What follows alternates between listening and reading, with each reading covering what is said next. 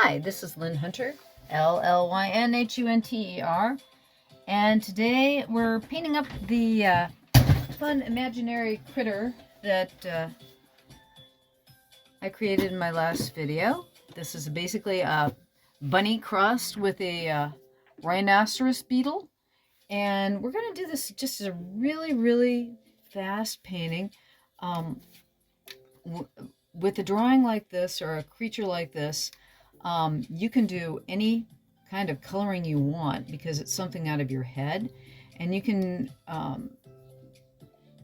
color it with markers or acrylics, or I'm using watercolor here. I'm going to be using number 2 Windsor Newton Series 7 Sable brush, which is one of my favorites to use. And I'm mixing up on a dirty palette. I actually kind of like to use a dirty palette because a lot of times it'll give me an interesting color combination that I hadn't thought about using before. And I'm using a combination of a Prussian Blue with a cobalt blue here. And so the beetle itself in the photograph that I'm using for reference is black, and I'm going to use a variety of blues, and I'll see what else I'm going to throw into it. I know I'm going to throw in some pinks and probably, I don't know, maybe some reds to finish them up here. But you'll notice the technique that I like to use primarily is wet on dry. I'll start with dry paper, and I'll use wet watercolor into the dry paper. And technically that's what you're doing if you're using marker, is also it's a wet medium that is going onto dry paper. I like to use the wet on dry technique primarily because it's easier to control.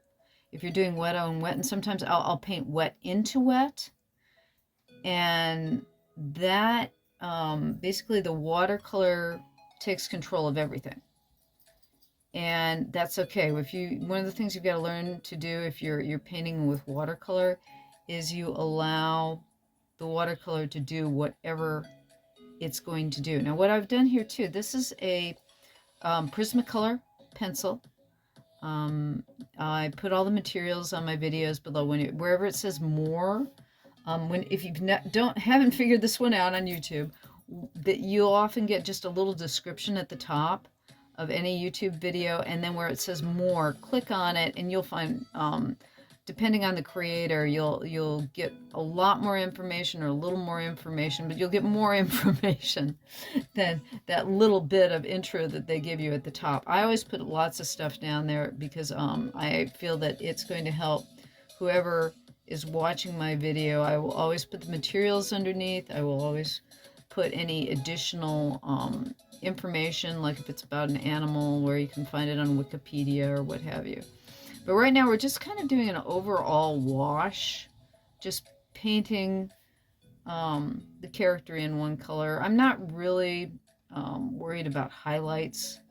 I could have made him more shiny, and then if I was going to do that, I would have left more open areas of white, but I'm not really wanting to concentrate on this piece while I'm doing it. I'm just kind of doing a free-flowing painting so that we go through this, nice and quick, and to show you that you can do a nice quick watercolor and it doesn't take you a lot of time. So right now, okay, this nice overall basic blue. And what I'm going to do now is I'm going to take some Alizarin Crimson, or basically it's a reddish, or excuse me, a blue. It's like this red over here. Let me see if I can see it. This red over here. As I see, my Alizarin Crimson is in camera. That doesn't help, does it? This red over here is what you call red to the yellow side, so it's more of an orangey red. That's cadmium red. This down here is an Alizarin Crimson. It's a red that's more to the blue side, so it's better for making purples and better for making shadows. So I'm going to pull up more of that, and I'm going to put my cup of, oh my god, I'm putting my cup of water right on my drawing so you can see how I mix in the water with the paint. And basically this is cake watercolor. So you mix the water onto your cake, and you can tell a little bit of, with each brush stroke, more pigment comes out. And I'm going to use that as more of a shadow color. So anywhere where I want to drop shapes back, I will put them into the shadow color. I'll add the shadow, or add that purple to give an illusion of turning, because the light is going to be coming from this side. See where the highlight is in his eye? Shadow would be pushed wherever the light's hitting on top, and there's a shadow dropping behind. So I'm just going to be using basically, I'm thinking just these two colors. I think I'm going to take a little bit of that cadmium red and use it as kind of a highlight accent. There. So we're just putting these purples in right now for his underside.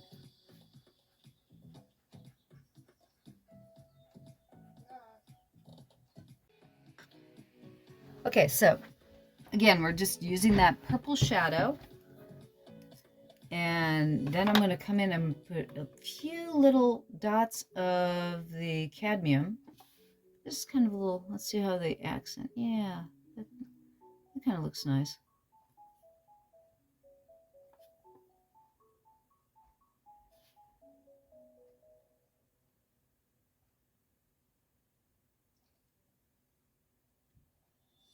Now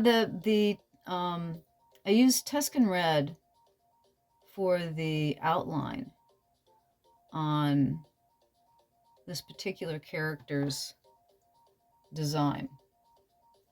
And it doesn't stand out really well under that watercolor. So we're going to finish this off with a Pigma Micron pen 0.05. And I'm just going to sharpen up now that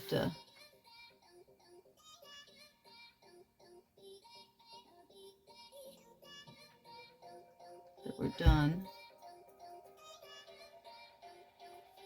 to give some definition and some interest. And what'll happen is that pencil line is still there to give color and texture. Now I could have just left him with just the pencil line. I mean, there's no reason why I had to bring in the pen, but I'm doing this because I want him to be a little bit crisper and clearer. And that's just a matter of taste. That's not a matter of, there's no reason why I'd have to, per se, do what I'm doing. This was just a matter of choice.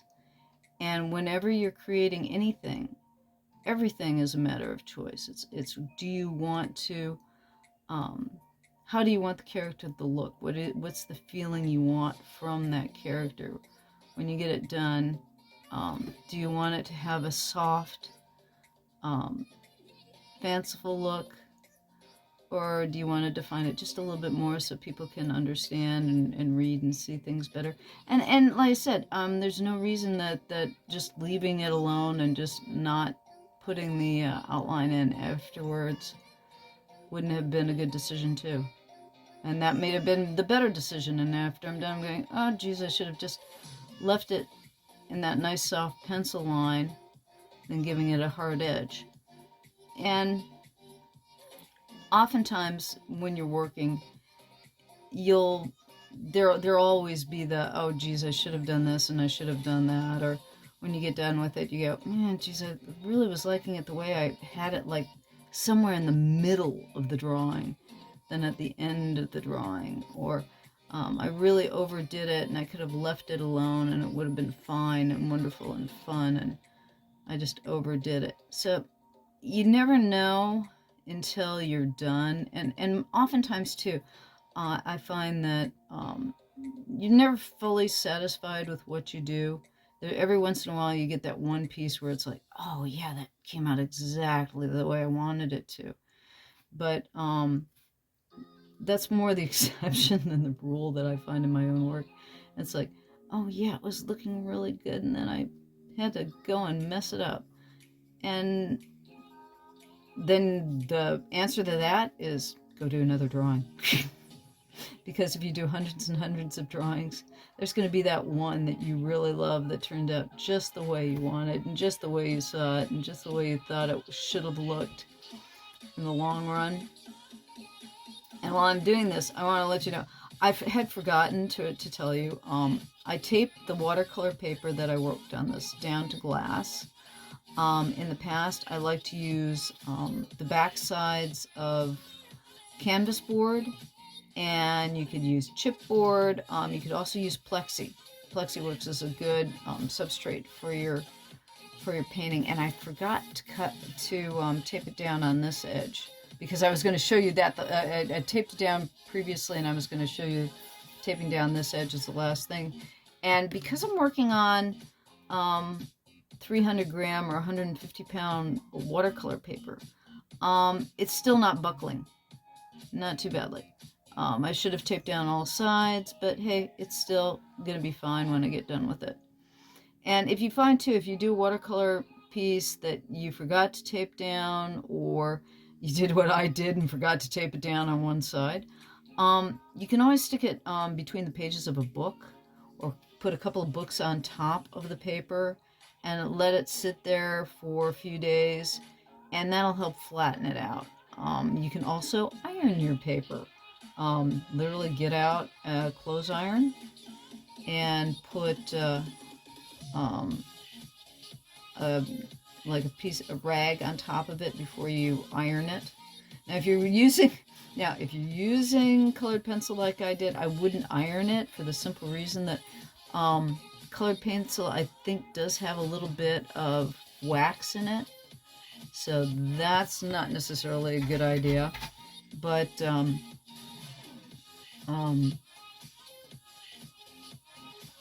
this one I'll pull off at the end when I get done here, so you can see it's not going to be that buckled, and probably be fine just the way it is. But the whole paper would need to be taped down before I started the watercolor painting. Otherwise, if you put too much water on it, it will cause it to need to be peeled up, or I'm sorry, it will buckle, and you don't want that to happen. So I want to put a little texture in here, so I'm going to put a little bit of stripiness on his undercarriage here, just to give him a little bit of texture. And he has this little carapace going on here.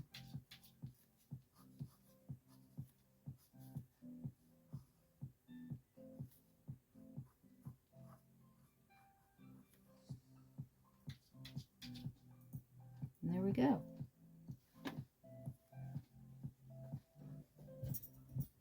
And there is a quick coloring.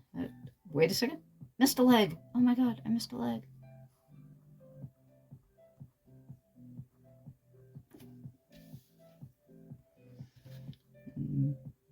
Do the little...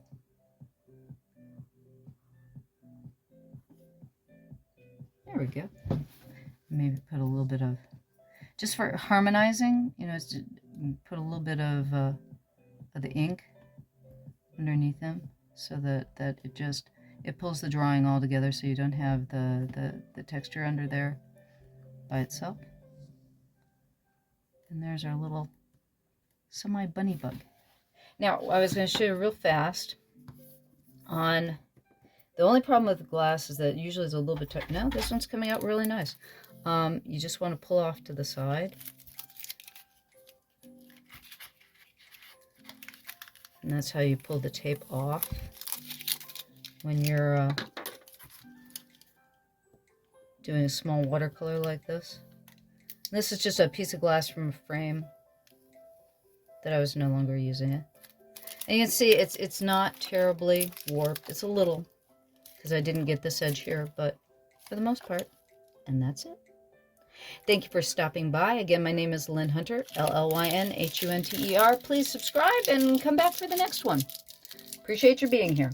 Bye-bye.